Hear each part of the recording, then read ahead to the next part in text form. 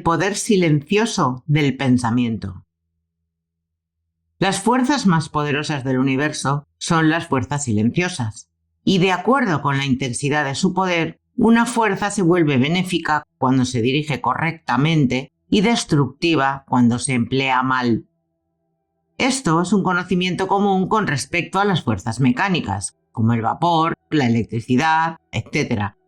Pero pocos han aprendido todavía a aplicar ese conocimiento al reino de la mente, donde las fuerzas del pensamiento, que es la más poderosa de todas, se generan continuamente y se envían como corrientes de salvación o bien de destrucción.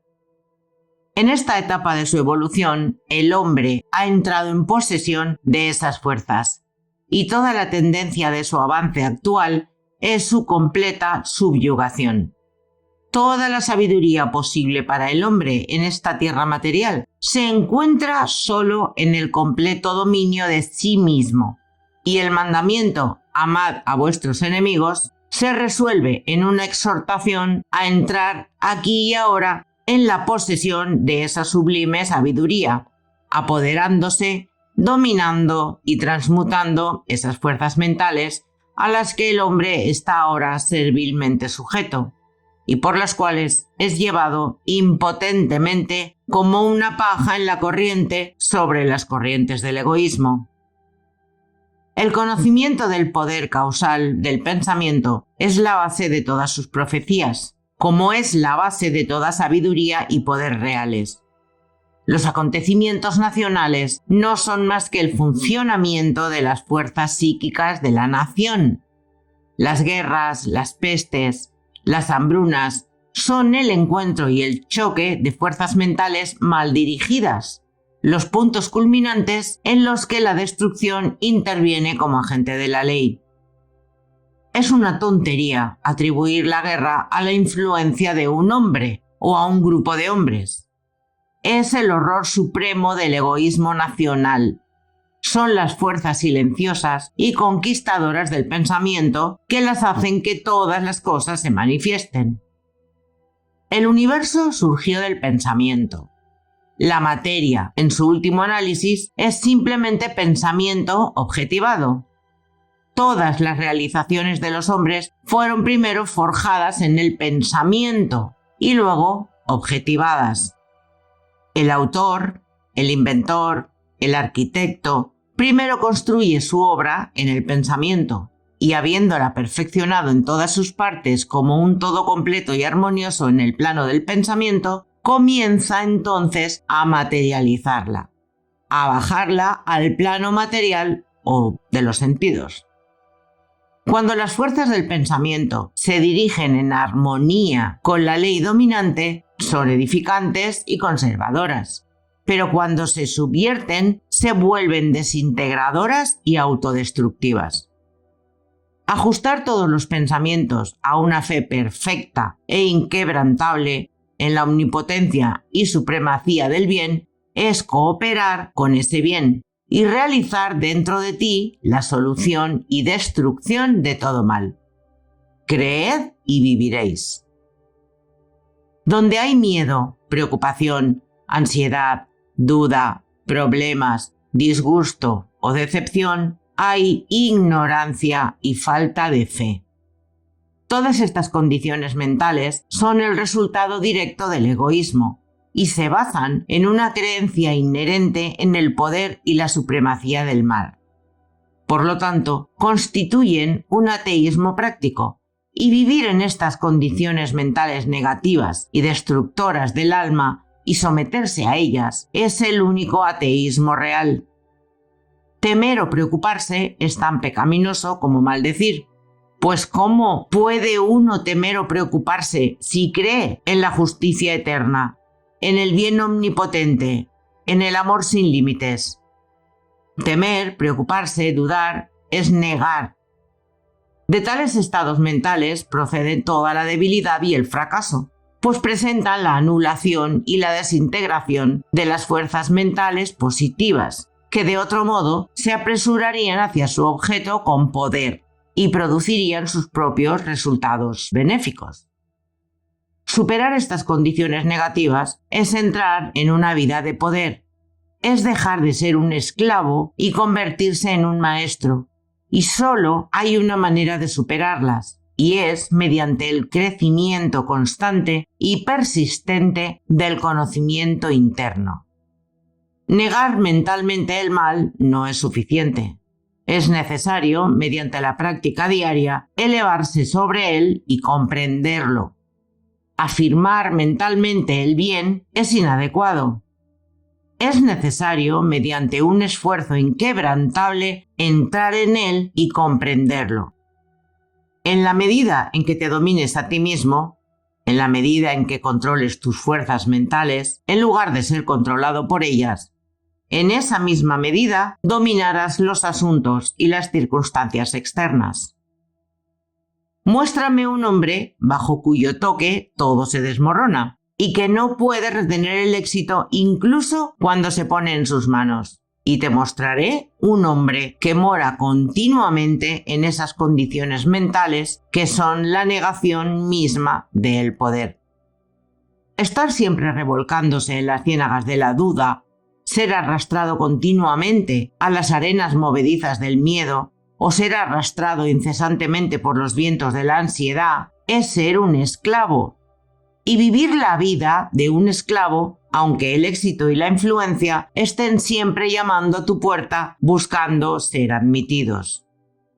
Un hombre así, sin fe, es incapaz de gobernar correctamente sus asuntos y es un esclavo de las circunstancias. En realidad, un esclavo de sí mismo. La aflicción enseña a estos hombres y al final pasan de la debilidad a la fortaleza por la tensión de la amarga experiencia. La fe y el propósito constituyen la fuerza motriz de la vida. No hay nada que una fe fuerte y un propósito inquebrantable no puedan lograr. Mediante el ejercicio diario de la fe silenciosa se reúnen las fuerzas del pensamiento y mediante el fortalecimiento diario del propósito silencioso, esas fuerzas se dirigen hacia el objetivo de la realización. Cualquiera que sea tu posición en la vida, antes de que puedas esperar entrar en cualquier medida de éxito, utilidad y poder, debes aprender a enfocar tus fuerzas de pensamiento cultivando la calma y el reposo. Puede ser que seas un hombre de negocios y que de repente te enfrentes a alguna dificultad abrumadora o a un probable desastre. Te sientes temeroso y ansioso y no sabes qué hacer. Persistir en tal estado de ánimo será fatal, porque cuando la ansiedad interviene, el juicio correcto desaparece. Ahora bien, si aprovechas 1 o 2 horas tranquilas por la mañana temprano o por la noche y te vas a algún lugar solitario o alguna habitación de tu casa donde sepas que estarás absolutamente libre de intrusiones y habiéndote sentado en una actitud relajada, diriges tu mente por la fuerza lejos del objeto de la ansiedad, pensando en algo de tu vida que sea agradable y dichoso, una fuerza tranquila y reposada se apoderará gradualmente de tu mente y tu ansiedad desaparecerá. Puede ser que tengas que intentarlo día tras día antes de que puedas calmar perfectamente tu mente, pero si perseveras, ciertamente lo lograrás y el curso que se te presenta en esa hora de calma debe ser llevado a cabo. Guíate absoluta y enteramente por la visión de la calma y no por las sombras de la ansiedad. La hora de la calma es la hora de la iluminación y del juicio correcto. No hay ninguna dificultad, por grande que sea, que no ceda ante una tranquila y poderosa concentración del pensamiento.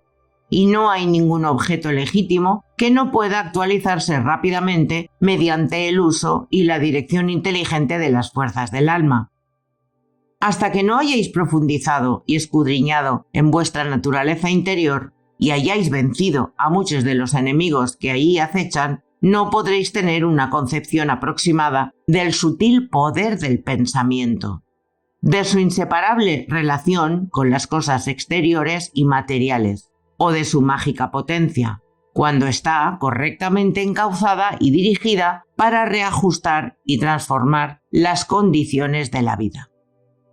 Cada pensamiento que usted piensa es una fuerza enviada, y de acuerdo con su naturaleza e intensidad, saldrá a buscar un alojamiento en las mentes receptivas a él y reaccionará sobre usted para bien o para mal. Hay una reciprocidad incesante entre mente y un intercambio continuo de fuerzas de pensamiento. Los pensamientos egoístas y perturbadores son otras tantas fuerzas malignas y destructivas.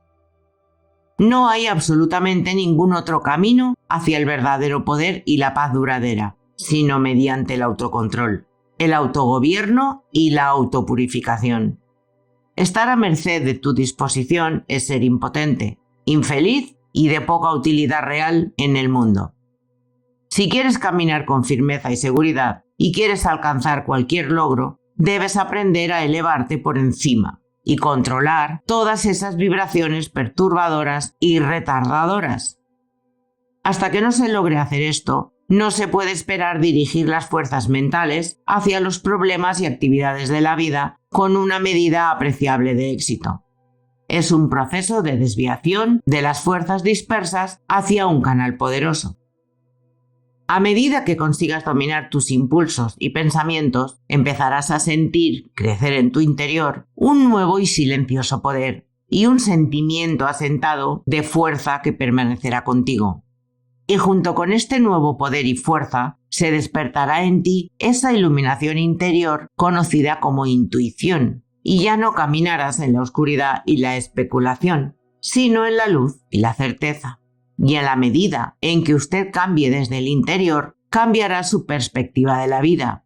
Y a medida que cambie su actitud mental hacia los demás, ellos cambiarán su actitud y conducta hacia usted.